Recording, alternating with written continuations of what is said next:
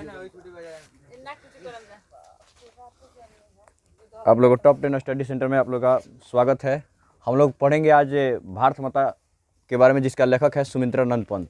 यह काव्य खंड का भाग है और यह काव्य खंड का 5वां चैप्टर है, जिसमें हम लोग पढ़ेंगे भारत माता।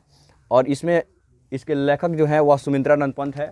तो हम लोग सबसे पहले चलते हैं देखने के लिए कि सुमित्रानंद पंत का जन्म कैसे होता है और क्या क्या किताब लिखे हैं, क्या क्या इनकी रचनाएं हैं, जिससे ऑब्जेक्टिव प्रश्न पूछता है। तो आज हम लोग देखेंगे कि सुमित्रानंद पंत का जन्म पूरी 1900 ईस्वी में इनका जन्म होता है और यह इनका जो निधन होता है वह 29 दिसंबर 1977 ईस्वी को होता है। और इसमें देखेंगे कि इनका जन्म स्थान यानी इनका जन्म कहाँ होता है। तो मुख्य रूप से इनका जन्म देखेंगे तो जन्म जो होता है वह उत्तराखंड के अल्मोड़ा जिला होता है। और उस जिला के यह कसौनी स्थान होता है, जो वहाँ पर बहुत ही मनोरम स्थान है, वहीं पर इनका जन्म होता है। और जब जन्म होता है तो इनकी माता जो है, इनकी जो सरस्वती देवी हैं, वह सरस्वती देवी का मृत्यु मात्र इनके जन्म से 6 घंटे के बाद इनका मृत्यु हो जाता है। और मृत्यु यानी बताइए कि यह शुरू से ही सुमित्रानंद पंत जो थे वह मतलब मातृविहीन रहे थे। उनका पिता जो थे उनका पालन पोषण करना शुरू किए और उनका पिता जो थे कसौनी में ही नौकरी करते थे, जिनका नाम था गंगादत्त पंत। इसमें देखेंगे हम लोग कि उन्होंने जब कसौनी में ही नौकरी करते थे तो उनके सापेक्ष ही वहीं पर वह रहकर पढ़ाई करते थे सुमित्रानंद पंत जी। उनका प्रारंभिक शिक्षा देखेंगे तो वहाँ पर कसौनी में ही होता है और कसौनी में यह अपने प्रारंभिक शिक्षा को पूरी करते हैं। और उसके बाद हाई स्कूल की शिक्षा के लिए वह बनारस चले जाते हैं और बनारस में वहाँ पर उन्होंने हाई स्कूल की शिक्षा प्राप्त की। इसमें से और प्रश्न आता है कि प्रमुख निवास स्थान क्या है। यानी जब पढ़ लिख लिए उसके बाद इन्होंने अपना जो सबसे मतलब होता है कि आदमी जो सुरक्षित जगह पर रहना चाहता है, तो उन्होंने अपने जीवन का सबसे सुरक्षित स्थान इलाहाबाद को चुना और वहीं से अपना लेखन का काम शुरू किए थे। यहाँ पर देखेंगे पंत जी का आधुनिक यानी पंत जी आधुनिक काल के छायावादी कवि थे। जिस तरह से होता है ना कि कवि लोगों को बांटा जाता है कि 4 युग के कवि होते हैं, जैसे आदिकाल के कवि, भक्ति काल के कवि, रीति काल के कवि और एक होते हैं आधुनिक काल के कवि। तो यह आधुनिक काल के यह भी छायावादी कवि थे। और पंत जी का जो अंतिम काव्य है वह पूछता है प्रश्न में कि पंत जी का अंतिम काव्य का रचना मतलब क्या है। तो बोलेंगे कि यहाँ पर लोकायतन होता है। क्या होता है? लोकायतन।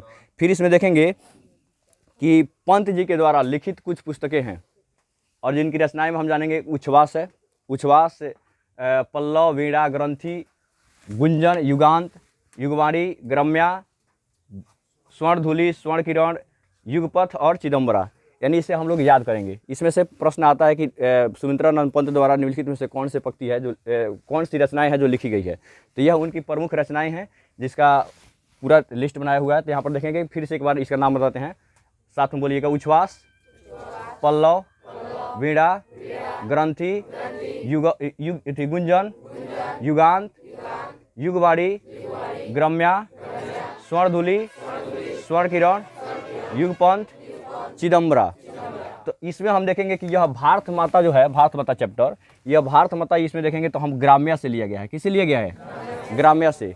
और ये ग्राम्या जो इनकी रचना है उसी से यह संकलित है कविता, जिसमें भारत माता नामक कविता संकलित है। अब हम लोग समझेंगे कि अगर भारत माता से पूछता है सारांश लिखने के लिए कि भारत माता पर सारांश लिखें, या ऐसे पूछे कि भारत माता की कुछ पंक्तियों को मतलब उसमें से जो पंक्ति लिखी गई है कविता का, उस पंक्ति का दे दे और उसके पश्चात उसमें से अर्थ पूछे कि इसका अर्थ कैसे लिखेंगे।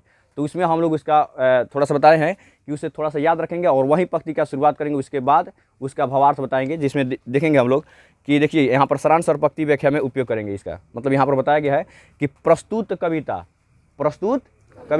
भारत माता, क्या बोलेंगे? प्रस्तुत कविता भारत माता, भारत के आधुनिक कवि सुमित्रानंद पंत, ठीक ना, माने छायावादी कवि थे। यानी बोलेंगे करके थी प्रस्तुत कविता भारत माता, भारत के आधुनिक कवि के छायावादी कवि, ठीक ना, सुमित्रानंद पंत द्वारा रचित ग्राम्या से संकलित है। और इसमें बताया गया है कि भारतीय देखो पंत जी, जिसमें पंत जी भारतीयों के दिनहीन स्थिति, यानी बहुत ही वहाँ पर जो अंग्रेजों का दौर चलता था वहाँ पर बहुत ही दिनहीन स्थिति था भारतीय लोगों का।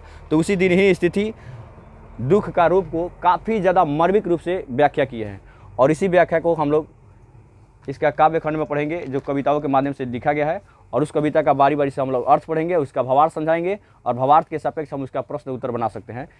तो आप उसका प्रश्न उत्तर बनाने का प्रयास करिएगा। लेकिन सबसे पहले ज़रूरी होता है कि इसका हम लोग क्या करेंगे, लाइन बाय लाइन उसका भावार्थ समझते जाएं। तो चलो चैप्टर की ओर चलते हैं हम लोग। इसमें जानेंगे कि भारत माता, क्या समझेंगे, भारत माता, इसका अर्थ समझेंगे कि भारत माता का अर्थ क्या होता है। तो भारत माता यानी भारत माता के आंगन में रहने वाले उन दिनहीन स्थितियों को, जो गरीब है, जो सदियों से सताया जा रहा है, उसके बारे में इसमें व्याख्या किया गया है। तो समझेंगे कि यह कविता जो है भारत माता किसके द्वारा लिखी गई है, सुमित्रानंद पंत द्वारा। किसके द्वारा, सुमित्रानंद पंत द्वारा लिखी गई है। याद रहेगा ये। अब याद रखना कि इनका निधन कब होता है, जन्म कब होता है, जन्म स्थान क्या है, माता कौन सी है, पिता कौन है, ठीक ना। और शिक्षा कहाँ से लेते हैं, प्रमुख निवास स्थान इनका कहाँ सी है, इलाहाबाद है। इसमें आधुनिक कवि, आधुनिक काल के छायावादी कवि थे, ये भी पूछता है कि छायावादी थे कि थी, और भी पूछता है स्वतंत्रवादी थे। और पंत जी का अंतिम काव्य कौन था, लोकायतन था। कौन था, लोकायतन। इसमें समझेंगे कि इसमें सारांश में कैसे कैसे उपयोग करेंगे। तो ये भी बताया गया कि भारत माता बोलेंगे कि भारत माता यानी प्रस्तुत कविता भारत माता भारत के आधुनिक काल के छायावादी कवि सुमित्रानंद पंत द्वारा रचित ग्राम्य से संकलित है, जिसमें भारतीयों के दिनहीन स्थिति और दिनहीन रूपों को काफ़ी ज़्यादा मार्मिक रूप से व्याख्या किया गया है। तो अब चलते हैं हम लोग चैप्टर की ओर, भारत माता। यानी भारत माता में इसमें क्या बताया गया है, तो हम लोग समझेंगे भारत माता ग्रामवासिनी खेतों में फैला श्यामल, धूल भरा मैला सा आंचल, गंगा यमुना में आंसू जल, मिट्टी की प्रतिमा उदासनी। इसका अर्थ देखो, इसका अर्थ है कि भारत माता गांव में निवास करती हैं। भारत माता गांव में निवास करती हैं, जहां लोगों का हृदय सच्चा है, जहां लोगों का हृदय सच्चा होते हैं और खेतों में काम करते हैं, वहीं पर निवास करती हैं। तो भारत माता ग्रामवासिनी खेतों में फैला श्यामल, श्यामल माना होता है हरियाली, जहाँ खेतों में हरियाली फैली हुई है, चारों तरफ हरा भरा खेत दिखाई पड़ते हैं, वहाँ पर का बात है कि वहीं पर वह भारत माता क्या करती है, गांव में निवास करती है। और बताता है कि धूल भरा मैलासा आंचल, जिसमें काम करने वाले लोग धूल से काले पड़े हुए हैं। और बताते हैं कि गंगा यमुना आंसू जल, मिट्टी की प्रतिमा उदासनी, यानी बताते हैं कि जहाँ भारत माता गाँव में निवास करती है, उसमें अंग्रेजों के दौर में या जमींदारों के कारण जो लोग हैं वह इतने सताए जा रहे हैं कि उनका चमड़ा क्या हो चुका है, काली पड़ चुकी है। दिन रात क्या होता है, खेतों में काम करते रहते हैं, जिसके कारण क्या होती है, चमड़ा काली पड़ चुकी है।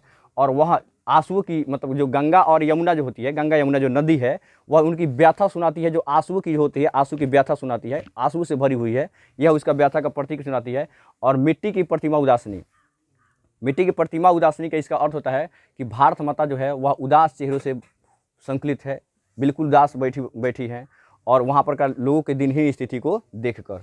तब इसमें आगे पकती है कि दैन्य जडित अपलक नत चितवन, अधरों में चिर निरव रोदन, युग युग के तम से विसड़न, मन अपने घर में प्रवासनी। इसका अर्थ समझना क्या होता है कि दैन्य दंडित अपलक नत चितवन, दैन्य माने होता है गरीबी, दैन्य माने गरीबी, जड़ित माने होता है कि चेतना विहीन, जिसका दिमाग बंद हो गया है, चेतना विहीन। अपलक माने क्या होता है, पलक को बिना छपकाए यानी एकटक होकर देखना। अब होता है नत माने झुका हुआ, चितवन माने दृष्टि होता है, नेत्र होता है। और इसमें देखेंगे कि अधर माने होता है ओठ, और चीर माने क्या होता है कि कई सालों से, ठीक ना, चीर अंधेरा, नीरव माने होता है बिना आवाज़ किए, रोदन माने क्या होता है, रोने वाला, बिना आवाज़ किए रोने वाला। अब इसमें देखेंगे युग युग के तम से, तम माने होता है अंधेरा, और इस होता है विश्रम मन माने विषादमय से, विषाद माने दुख कष्ट से। और बोलेंगे कि अपने घर में प्रवासनी माने होता है अपने घर में रहते हुए दूसरों के समान प्रतीत होना। यह बताती हैं, सुमित्रानंद पंत यहाँ पर लिखते हैं कि भारत माता के गर्भ में रहने वाले जो बच्चे हैं वह सब अपने ही क्या है, सब अपने ही घर में उदासीन बैठे हुए हैं। यानी बोलते हैं कि दैन्य है, गरीब हो चुके हैं, दंडित हो चुके हैं, बिल्कुल दिनहीन स्थिति में उनका जो चेहरा जो है झुका हुआ है, आँख जो है पलक है झुका हुआ है, और अधर जो होता है कष्ट को सदियों से झेलते आ रहे हैं और कष्ट को सहने के असहाय हैं। और बताते हैं कि वह इतने ज़्यादा सताए जा रहे हैं कि खुलकर कभी रो भी नहीं सकते हैं, रोने के लिए क्या होता है कि उनका ओठ भी नहीं कांपना चाहिए। ऐसा होता है कि आदमी ना होता कि जब ज़्यादा रोएं, लेकिन फिर भी मन जो होता है कि एक आदमी खुलकर रोता है और एक का होता है कि रोएगा तो फिर पिटाएगा। तो ऐसा हाल था कि भारतीयों को रोना भी नहीं पड़ सकता था, रोते भी नहीं थे उसमें, ठीक ना। बिना आधार हिलाए, मतलब बस मन ही मन रोक लेते थे, उसके बाद खुल कर नहीं भी रोक सकते थे, ऐसा स्थिति आ गया था। 30 कोटि संतान नग्न वतन, 30 कोटि संतान नग्न, अर्धक्षुभित शोषित निर्वस्त्र, मूढ़ असभ्य अशिक्षित निर्धन, नतमस्तक तरुतल निवासिनी। तरुतल निवासिनी मैंने होता है वृक्ष की छाया के निकट, मैंने वृक्ष, तरु मैंने क्या होता है वृक्ष, और तल मैंने क्या होता है नीचे, निवासिनी मैंने निवास करने वाला। तो इसमें देखेंगे हम लोग कि 30 कोटि मैंने 30 करोड़ भारत की जनता जो आज भी भूखा हुआ है। क्षुभित मैंने क्या होता है, क्षुभित मैंने भूखा हुआ, क्षुभित मैंने भूखा हुआ, शोषित यानी शोषण किए हुए, निर्वस्त्र है, इनके पास वस्त्र नहीं है पहनने का, ठीक ना, मूढ़ है यानी मूर्ख बने हुए हैं, असभ्य है, और कौन सी है अशिक्षित, निर्धन है, नतमस्तक यानी मस्तक को झुकाए हुए, शीश को झुकाए हुए हैं, और वृक्ष के नीचे सदियों से क्या होते हैं, वृक्ष के नीचे सदा, मतलब चाहे सर्दी हो, गर्मी हो, जाड़ा हो, कुछ भी हो, लेकिन उनके पास आश्रय नहीं है, घर नहीं है कि रह पाए, इसलिए वो क्या करते हैं वृक्ष के नीचे निवास करते हैं। समझ गया बात। आगे पढ़ते हैं अब कि स्वर्ण सस्य पर तल थी पर पददल लुठित, धरती सा सहिष्णु मन कुठलित, क्रंदन कंपित अधर मन स्मित, राहु ग्रसित सत्येंद्र हासनी। देखना ध्यान से, बहुत अच्छा का पक्ति है, ठीक ना। इसमें बताया गया है कि जहाँ की खेते, स्वर्ण मैंने क्या होता है सोना, स्वर्ण मैंने सोना, सोना के जैसा, जहाँ पर खेतों में देखो, जहाँ पर खेतों में सोना के जैसा फसल लहराते हैं, सोना के जैसा फसल लहराते हैं, और बताते हैं कि इसमें, और वहाँ पर के लोग क्या होते हैं भूखे हैं, नंगे हैं, वैसी स्थिति के बारे में बताई जा रही है। और धरती सा सहिष्णु, मतलब यहाँ के लोग जो होते हैं वह धरती के समान दुखों को क्या कर रहे हैं, दुखों को सहन कर रहे हैं।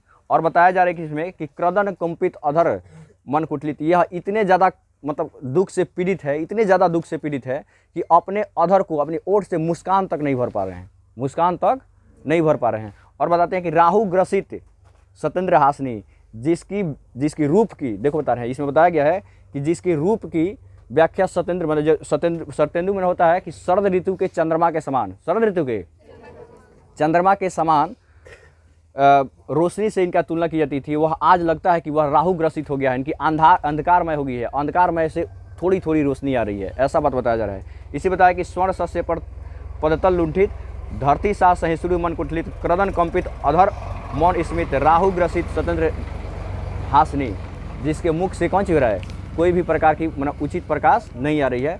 ऐसा लगता है कि चंद्रमा जो राहु ग्रसित है उसके मुख पर क्या हो रही है, राहु का छाया पड़ गई है, राहु की छाया पड़ गई है। बोलेंगे कि चिंतित भृकुटी क्षितिज तिमिरांकित, निमित नयन नभ वसादित, मतलब वाष्पाच्छादित, वाष्पाच्छादित मतलब बताते हैं कि जो वाष्प जो होता है ना, छाया हुआ रहता है, उसी को बोलते हैं। आनंद श्री छाया शशि उपमित, ज्ञान मूढ़ गीता प्रकाशनी, इसका और समझना बताते हैं। चिंतित मना होता है चिंता से, चित्कार से, ठीक ना। भृकुटी मना होता है भव, और क्षितिज मना क्या होता है जहाँ पर पृथ्वी और आकाश लगता है कि मिल रहा है, उसी को हम लोग क्या बोलते हैं, क्षितिज बोलते हैं। तिमिरांकित मना क्या होता है अंधेरा से छाया हुआ, अंधेरा से छाया हुआ।